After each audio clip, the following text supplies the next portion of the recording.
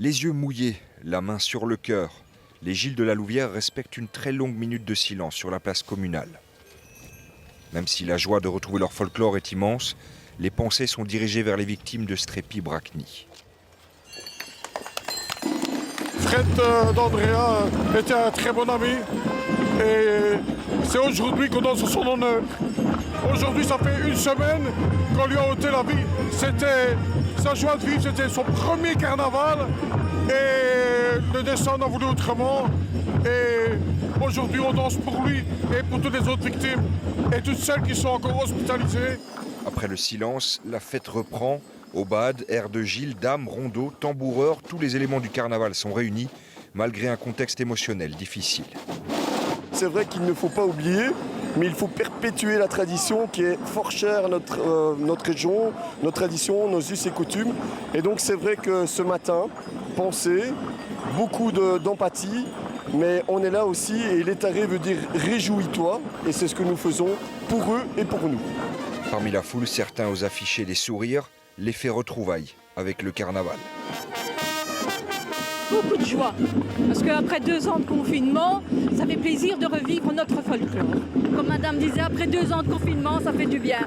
De revoir de la foule, de revoir des gens, ça fait du bien. D'autres préfèrent rester sobres, le cœur n'y est pas. Le folklore est là et on continuera à vivre ça et on aura toujours, malgré tout, malgré les années, on aura toujours une pensée pour ce qui s'est passé le week-end passé, oui. Après les hommages, les festivités se poursuivent partout dans la ville. Les Gilles dansent la vie qu'ils célèbrent avec les habitants de la région du centre. Notre présence, c'est s'amuser, mais avec dignité et avoir le respect de ce qui s'est passé pour les victimes et la famille, les blessés aussi. Mais on doit continuer. Donc eux l'auraient fait pour nous et nous on le fait pour eux. Quand toute une région est en deuil, le carnaval est une catharsis. Si les peines d'hier restent, célébrer permet d'essuyer un petit peu son chagrin. Pour continuer à construire, il faut reprendre son destin en main, vivre malgré les drames de l'existence. Oui, voilà, une semaine que la vie des habitants de Strépy-Bracni a été chamboulée, une semaine qu'une voiture a foncé dans la foule à une vive allure. Aujourd'hui, au-delà du carnaval qui a eu lieu à la Louvière, nous nous sommes demandé comment cette ville vivait ces jours d'après, comment les victimes, les proches, les témoins géraient ce qu'ils avaient vécu. C'est un grand format, il est signé Guillaume Wolff. La Louvière, 3 jours après le drame, la ville est encore marquée. Au rez-de-chaussée de la maison communale, des gerbes de fleurs, un livre de condoléances. Depuis dimanche, des citoyens se succèdent à cette table et écrivent un mot à destination des familles. Physiquement, on ne peut pas être présent, donc on voudrait que quand ils lisent ces mots, ils sentent au moins cet amour qu'on puisse dégager et leur transmettre en fait. L'esprit louviérois, c'est quand même la solidarité avant tout. De l'extérieur, ça peut paraître bizarre pour de grandes villes comme Bruxelles, Mons, etc. Mais quand on est originaire de la région, ou on travaille dans la région, cet élan, vous le ressentez. Donc, je veux dire, et surtout dans ces moments, c'est encore plus mis en avant. Je suis moi-même Gilles, pas à la Louvière, mais donc c'est vraiment dramatique. C'est plus que le carnaval de Strépy-Bracni qui a été touché, c'est tout le folklore qui a été touché. Comment ce drame est-il vécu ? Comment les habitants, les blessés, les familles de victimes, les autorités ou les secouristes gèrent ces moments ? Nous avons passé 3 jours avec les malheureux témoins du drame de Strépy-Bracni. La rue des Canadiens a retrouvé son calme, en partie du moins. Toute la semaine, cet arbre situé à hauteur du choc a servi de lieu de recueillement pour des familles, des riverains ou même un club d'amateurs de Vespa venu rendre hommage. Charles voit cet arbre depuis le pas de sa porte. Il a tout vu ce dimanche matin. Je sors devant, j'entends la musique. Je regarde vers la gauche, je vois monter le groupe. Certaines personnes qui étaient sur la bordure, je leur parle. Et au moment où ils arrivent là, le véhicule arrive et les touche, quoi. Charles a le verbe facile, parle avec ce qui ressemble à du détachement, mais ce n'en est pas. Il se souvient de sa sidération, surtout. Alors on n'ose pas toucher quoi que ce soit, les gens criaient, il y avait des gens sur le trottoir, il y avait une femme qui avait une jambe cassée ici, qui était assise là, les 2 personnes, donc l'une qui était morte, où il y a les taches de sang, vous réagissez mal, on reste scotché, le voisin était sorti en pyjama, on reste, qu'est-ce que tu dis ? Rien, je sais rien dire, on est stupéfait. Eux, ils sont arrivés très vite, très tôt. Ces pompiers ambulanciers de la Louvière étaient même les premiers sur place. On ne voit pas de voiture quand on arrive, la voiture est bien plus loin, on ne le sait pas. Et quand on voit les dégâts causés, personnellement, c'est les dégâts identiques à une bombe. Quand on arrive, premier bilan qu'on voit à Paris, c'est une scène de guerre, au fait. Il y a une trentaine de personnes au sol, d'autres personnes qui errent à gauche, à droite. Donc là, il faut se remettre les idées en place, pas évident. Donc oui, je reconnais une ou deux personnes, mais bon, on se focalise sur notre travail. La personne que reconnaît ce pompier, c'est Frédéric. Avec son épouse, ils étaient invités à ce carnaval, à ce ramassage. Aujourd'hui, il a le pied cassé. Son épouse, elle sort de l'hôpital. Voilà, moi j'ai le bras cassé, je me sens rescapée de ce qui s'est passé. Je suis super heureuse d'être là et à la fois, très triste d'avoir perdu des êtres chers qui étaient juste à côté de nous. Et voilà, c'est ça qui est fort difficile. Au moment de l'accident, Frédéric prévient les secours, tente d'aider et de secourir, mais ne peut parfois que constater.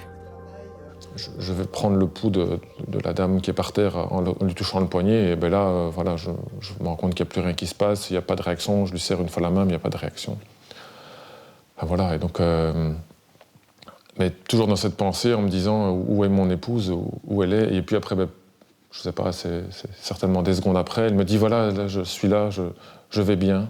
Et là, je vois qu'elle tient à son bras, elle me dit qu'elle a mal au bras. Mais voilà, je suis heureux de la retrouver et heureux qu'on soit encore en vie tous les deux. Voilà. Ce couple fait partie des chanceux, des moins blessés. Ils seront pris en charge plus tard. Les secours se concentrent sur les patients en urgence absolue, tout cela dans un calme que tout le monde confirme.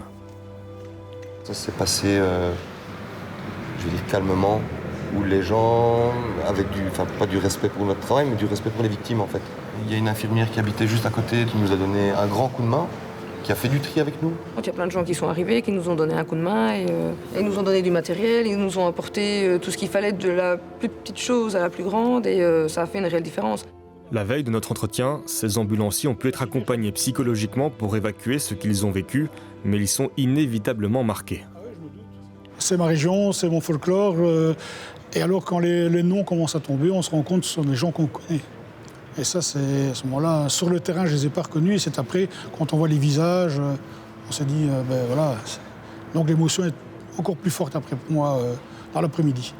Ce dimanche-là, l'émotion était forte aussi chez le premier des Louviérois, le bourgmestre. Une émotion qu'il refoule tant bien que mal en direct à la télévision. Le bilan est très lourd sur le plan humain.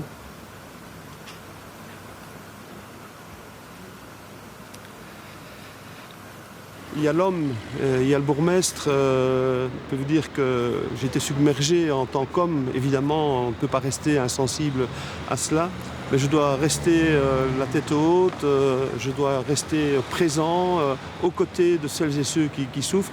Et puis on verra pour la gestion plus personnelle de cette catastrophe. Bonjour à tous. 5 jours après le drame, l'heure est déjà aux adieux à Strepy-Bracni. Ce sont les funérailles ce matin de Mario et Michelina Cascarano et de son frère Salvatore Imperiale.